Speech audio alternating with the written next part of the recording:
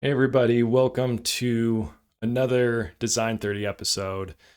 Today is the very first Design More Monday.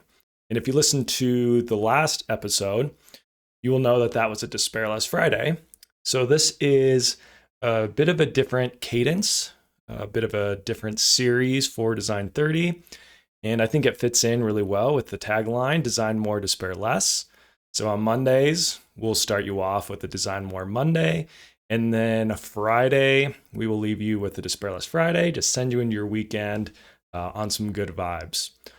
So for the very first Design More Monday, I thought it'd be good to kind of go back to a concept that really shaped me. It shaped my journey as an engineer, as a designer, as looking at myself as someone who is creative and not someone who is just purely analytical or scientific or uncreative, which is something I never considered myself. I never considered myself a creative person growing up. It wasn't something that I really identified with. But this concept that really gave me a perspective shift on all of this is called Creative Confidence. And it's the title of a book. It's a book I've talked about a lot on this podcast. If you're a regular listener, I'm sure you recognize the title. You've heard me talk about it. I won't go into a lot of detail of that, but if you want to read the book, reach out to me. I'll send you a link. It's 100% worth reading. It's very, at least for me, it was a complete perspective shifter. And one of the reasons is just this concept of creative confidence. A lot of what creativity is just being confident in trying something, confident enough to give it your best shot, put yourself out there and be willing to embarrass yourself, be willing to be wrong, be willing to make mistakes. We often look at creative people in the past as people who they just naturally had this ability, right? They were just struck by amused by their genius, right? And in a moment, they were able to create some masterpiece. And it was just something they were born with or they were gifted with.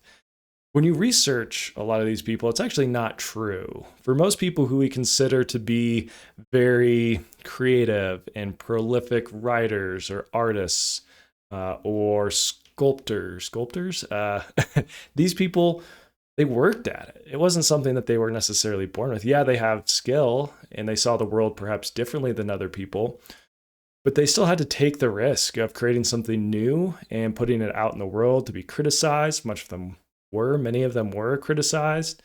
I haven't quite finished it yet, but I'm in the middle of reading a biography of Michelangelo by Walter Isaacson. And is it Michelangelo? Now I got myself second guessing. Is the book on my shelf? Leonardo da Vinci, not Michelangelo. It's one of the Ninja Turtles, right? We easy to get them confused. But no, so it's a book on Leonardo da Vinci, and you learn about his early life. It definitely wasn't easy, but he, failed. He was criticized. He was very skilled and had a lot of natural ability from early on.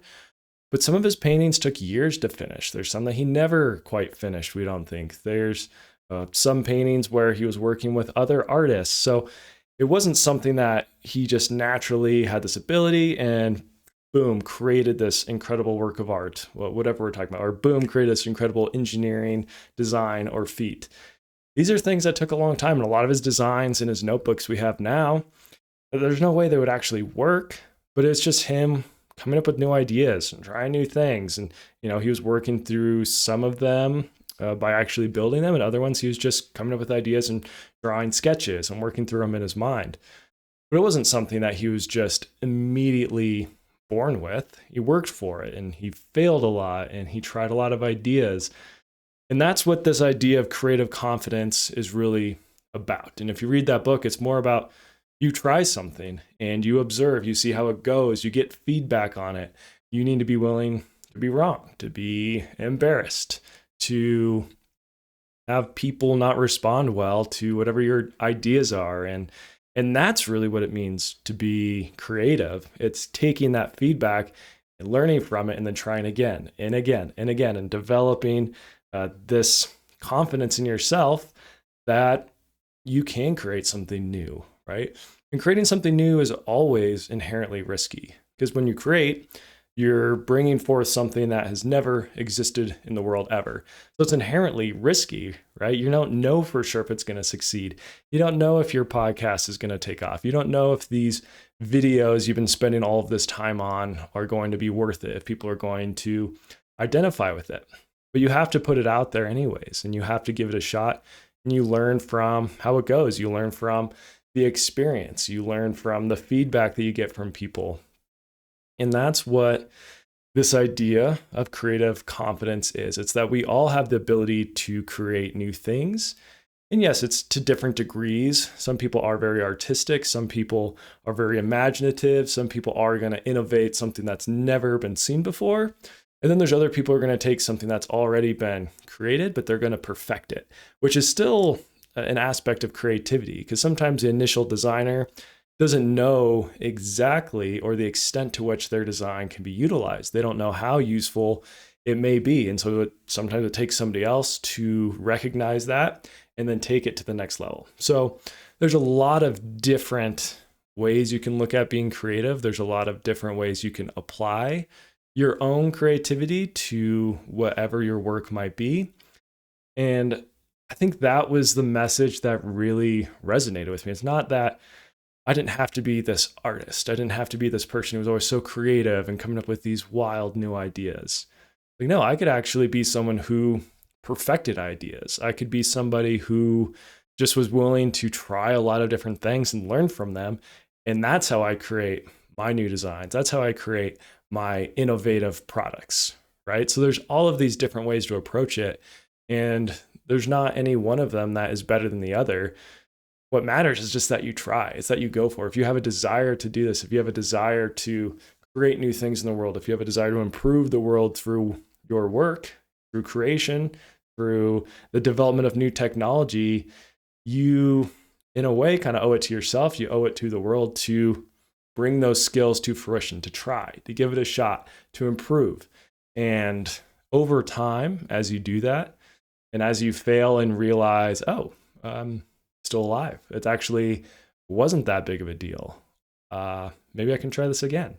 And you slowly will build confidence over time. And the more confidence you have in those abilities, the more times you try something new, the more you learn, the more it's going to look from the outside that, wow, this person's super creative. Look at all these different things they're trying. They're not giving up. They're persevering through the difficulty. And so from the outside, people are like, wow, this person's super creative. And you might be looking at yourself like, I'm not a creative person. I'm just trying a lot of random things and hoping something, hopefully you're not doing it randomly, right? There needs to be a method to it, a process to it, but you're just trying different things. Maybe you don't look at yourself as anything special. You're just giving it your best effort and you're enjoying it. You're having fun. You're trying to create something that has never existed before, which inherently should be really exciting. Obviously, it's going to come with difficulty. It's going to come with failure. It's going to come with doubt. Those are all things you just have to push through as you build up your own creative confidence. So that's kind of the message for this Design More Monday. It's just the importance of building up your own creative confidence. And the only way to do that is through trying. It's through putting yourself out there, putting your work out there, being willing to fail, being willing to feel embarrassed, right? Being willing to be bad at the start and building skills over time. So I hope that gives you something to think about this week. Again, if you want to read the book, Creative Confidence, just shoot me a message and I will send you a link. I cannot recommend it enough. Like I said, this is a Design More Monday, so it's a little bit of this cadence, this series of them I'm building up. So it's a Design More Monday and then followed up by a Despair Less Friday. So I hope you all enjoyed this. As always, thank you so much for listening, so much for watching. You can find me on YouTube, on X, on Instagram. You can also shoot me a message, an email, reach out. I'd love to hear your ideas and your feedback. If you want to help the podcast out, help me out. It would be awesome if you could share it, and it would be great to rate it on Spotify or whatever podcast app you use. That's it. Have a great week, everybody. Happy Thanksgiving. Eat lots of food, watch some football, have a good time relaxing. And with that, I will leave it there. Remember, design more, despair less. Thanks for watching.